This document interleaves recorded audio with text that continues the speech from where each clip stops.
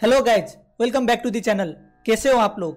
आज हम बात करने वाले हैं man against fire black mirror के सीजन 3 एपिसोड 5 के बारे में। इसको IMDb में 10 में से 7.6 रेटिंग्स मिले हैं। लोगों ने इसको थोड़ा वीक एपिसोड का दर्जा दिया है बाकियों के कंपैरिजन में, लेकिन इसका स्टोरी भी बड़ा ही मजेदार है। मैं वादा करता हूँ आपको बड़ा मजा आने वाला है, तो एंड तक इस वीडियो को जरूर देखिए। पहले तो कहानी कुछ इस तरह शुरू होता है। मिलिट्री ऑर्गेनाइजेशन कोई ज़ॉम्बीज टाइप लोगों को खत्म करने में लगे हुए हैं। इन लोगों को रोज बुलाया जाता है, जिसका आवाज और बनावट काफी डरावनी है। कहा जा रहा है कि ये रोचेज एक वार में से रह गए थे और इनको पूरा मिटाना है। अब आप लोगों को तो पता ही है, ब्लैक मिरर में कभी भी कहानी सीधी सादी तो रही नहीं है, तो आप लोग इसमें भी ट्विस्ट तो एक्सपेक्ट कर ही सकते हो। अब रियल में दोषी कौन है, रोचेज, मिलिट्री, जनता या और कोई, ये सब जानने के लिए एंड तक वीडियो को जरूर देखिए। और हाँ, वीडियो को लाइक करके चैनल को सब्सक्राइब करना मत भूलना। एपिसोड के स्टार्टिंग में हमको स्ट्राइप दिखता है, जो कि एक सुंदर लड़की का सपना देख रहा है। अब इस लड़की के साथ स्ट्राइप का क्या संबंध है वो आगे वीडियो में ही जानेंगे।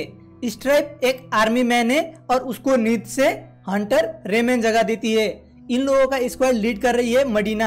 अब इन सोल्जर्स में खास बात यह है कि इनके ब्रेन्स में न्यूरल इम्प्लांट लगा हुआ है, जिसको ये लोग मास बुलाते हैं। मास स्ट्रैटेजिक कैपेबिलिटी को बढ़ाता है और एनिमी से फाइट करने में आसानी होती है।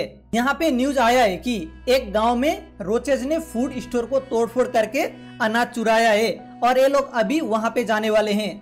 स्ट्राइप का ये पहला रोच हंट है और इसको बताया जा रहा है कि रोचेज डेंजरस होते हैं तो बच के रहना है। वो लोग गांव में पहुंचते हैं और गांव के लोग डैनिश लैंग्वेज में बातें कर रहे हैं। रोचेज ने अनाज को छुआ है तो अभी वो सब डिस्ट्रॉय करने का बात कर रहे हैं, मतलब सिर्फ छूने पे ही ये सब। तो गांव के लोगों के मन में रोचेज के प्रति बहुत ही ज्यादा नफरत है। रोचेज पेन हाइडे करके घर के तरफ भाग गए हैं, जो कि एक रिलीजियस आदमी है, और शक ये है कि हाइडेकर रोचेज का हेल्प कर रहा है, जो कि इन लोगों के नजर में बहुत बड़ी गुनाह है। मडीना हाइडेकर को पूछताछ कर रही होती है। स्ट्राइप और रे रोचेज को ढूंढ रहे हैं और रोचेज छुपे हुए मिलते हैं। दिखते तो ये लोग इंसान जैसे ही है, पर इन लोगों का फेस और तीत ज़ॉम्बी का जैसा है और आवाज कुछ डरावनी है। स्ट्राइप एक को तो गोली मार देता है और एक को कंटिन्यूअसली चाकू से प्रहार करता है। मरने के बाद भी बहुत ही बेरहमी से एक रोच भागने में सफल हो जाता है। रोच के पास वहाँ पे एक LED लाइट था, जिसके वजह से स्ट्राइप का ध्यान थोड़ा सा भटक जाता है। पहले ही हंट में 2 रोचेज मारने के लिए स्ट्राइप का प्रशंसा हो रहा है। अभी भी वो उसी लड़की का सपना देख रहा है। इसका मास ग्लिच करने लग गया है। एक्सरसाइज करते हुए और शूटिंग प्रैक्टिस करते हुए इसको हाई पिच्ड साउंड सुनाई दे रहे हैं और इसका ध्यान भटक रहा है। स्ट्राइप अपना मास इम्प्लांट चेक करवाता है, लेकिन ये बराबर काम कर रहा है। इसमें कोई मालफंक्शन नहीं हो रहा है। शायद ये इसका दिमागी बहम हो, ये सोच के वो आर्केड के पास जाता है, जो कि एक साइकोलॉजिस्ट है। मास सैनिकों के दूसरे के ऊपर का सहानुभूति को भी खत्म कर देता है।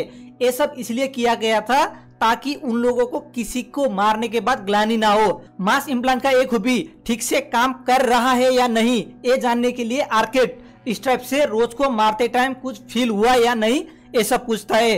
स्ट्राइप कुछ फील नहीं कर पा रहा था उन लोगों को मारने के बाद भी, तभी उसने रोचेज को बेरहमी से मारा था। मास इम्प्लांट के ग्लिच को रिपोर्ट करने के लिए आर्केड उसको रिवार्ड करता है एक एरोटिक ड्रीम से, जिसमें वो उसी लड़की को देखता है, पर अभी ये उसका और इंटेंस वर्जन है और एक ही लड़की का मल्टीपल कॉपी देखता है। यहाँ पे ये आधा ड्रीम से ही जग जाता है ग्लिच की वजह से।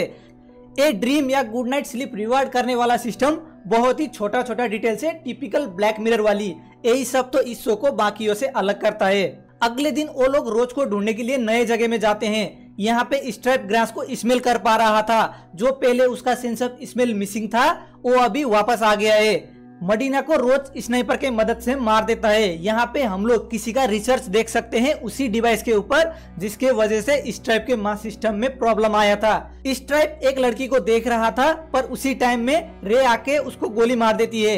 ये देख के स्ट्राइप बड़ा कंफ्यूज हो जाता है कि रे ने ऐसा क्यों किया। अब रे बाकी रोचेस को भी शूट कर रही है, जबकि स्ट्राइप कंफ्यूज है।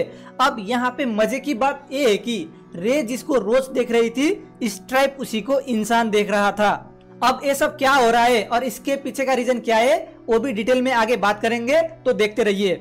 स्ट्राइप रे को मार के बेहोश कर देता है और उसको भी गोली लग जाता है।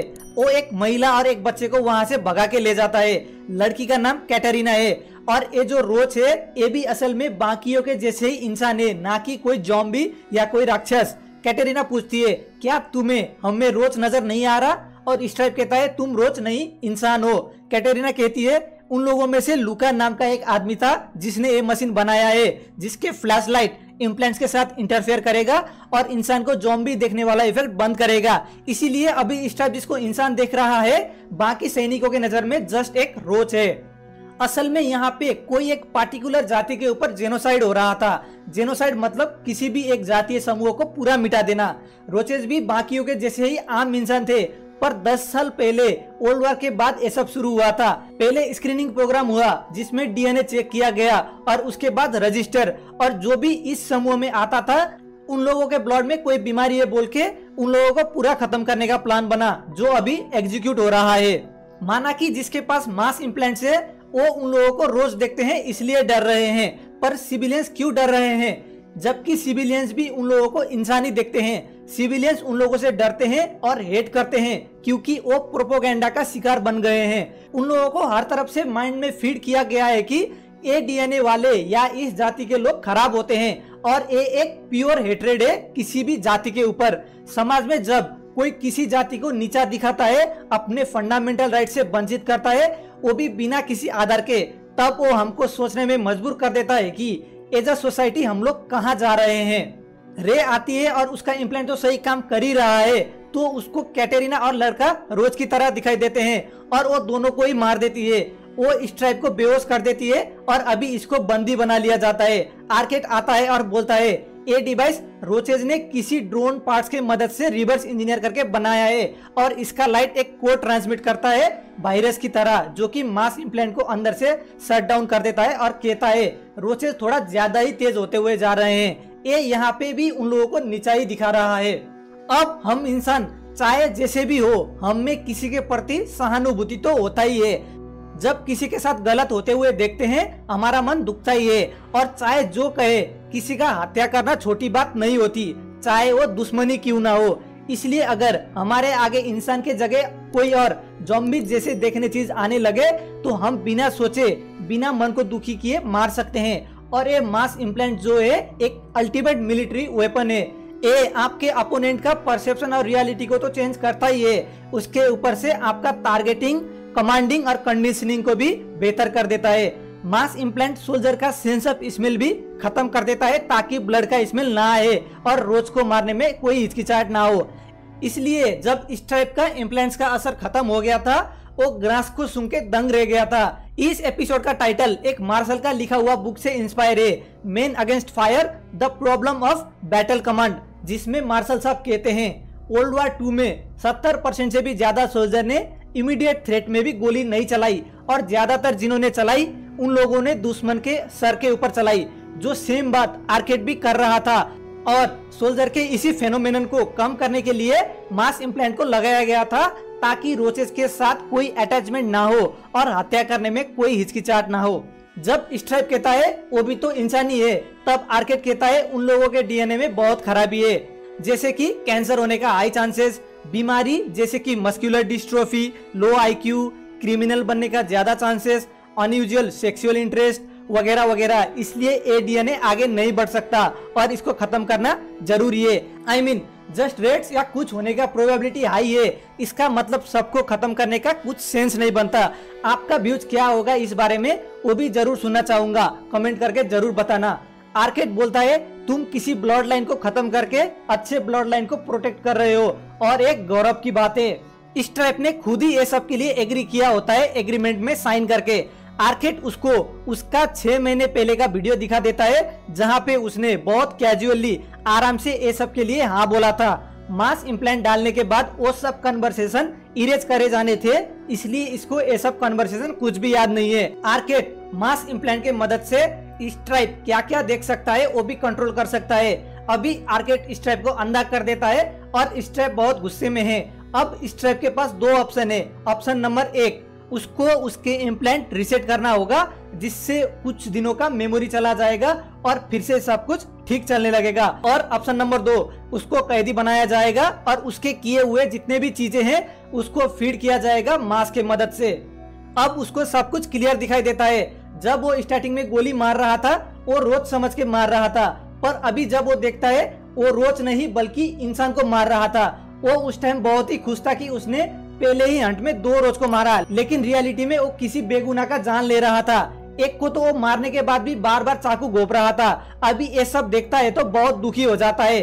ऊपर से उस टाइम में उसको डिस्टॉर्टेड वॉइस आ रहे थे, लेकिन अभी रियल रोने का आवाज आ रहा है और अभी ये सब कुछ सूंघ पा रहा है और फील भी कर पा रहा है। अगर इसने मास रिसेट करने के लिए सहमति नहीं जनाई तो इसको ये सीन लूप में दिखाया जाएगा, वो भी अकेले बार बार लगातार। मतलब किस लेवल का टॉर्चर करने वाले हैं ये लोग, आप लोग सोच ही सकते हो। अगले सीन में स्ट्राइप मिलिट्री ड्रेस में दिखता है। ऐसा लग रहा है कि उसका प्रमोशन हो गया है और इसने मास रिसेट के लिए हाँ कर दिया है। स्ट्राइप बहुत सुंदर घर देखता है और घर के अंदर उसकी ड्रीम गर्ल है, लेकिन रियलिटी में वो एक पुराना एबंडन घर जैसा दिख रहा था और कोई लड़की भी नहीं है उधर और वो रो भी रहा है। अब इस एंडिंग का 2 मतलब हो सकता है। एपिसोड डायरेक्टर जैकोब वर्बगेन का एक कहना है, जरा ध्यान से सुनना। पहला एंडिंग ए हो सकता है, स्ट्राइप का मेमोरी इरेज किया गया है और उसको सुंदर घर और ड्रीम गली दिखाई दे रहे हैं, पर सिर्फ एज अ ऑडियंस हम लोगों को घर खाली और पुराना दिखाई दे रहा है। और दूसरा एंडिंग एक ही, स्ट्राइप ने अपने मेमोरी को इरेज नहीं किया पर मास सिस्टम को इनेबल कर दिया है, तो उसको पता है कि उसका विजन सही नहीं है। वो जो कुछ भी देख रहा है वो सब झूठ है और इसलिए रो रहा है। होप मैं आपको यहाँ पे ये 2 एंडिंग क्लियरली कन्वे कर पाया। आपको क्या लगता है यहाँ पे इस बारे में, वो भी कमेंट करके जरूर बताना।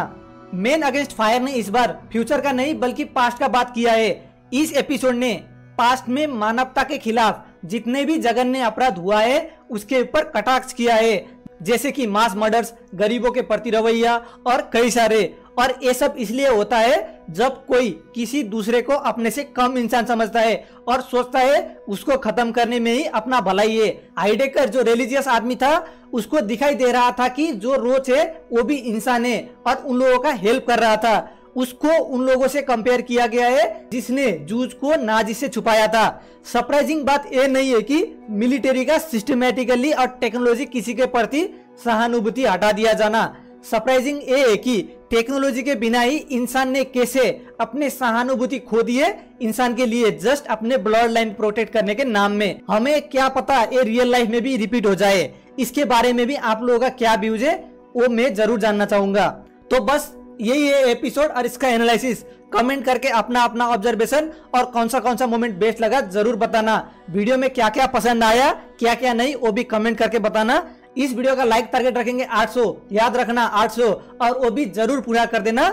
आगे भी ऐसे वीडियोस के लिए चैनल को सब्सक्राइब कर देना और बेल बटन को भी जरूर दबा देना। धन्यवाद।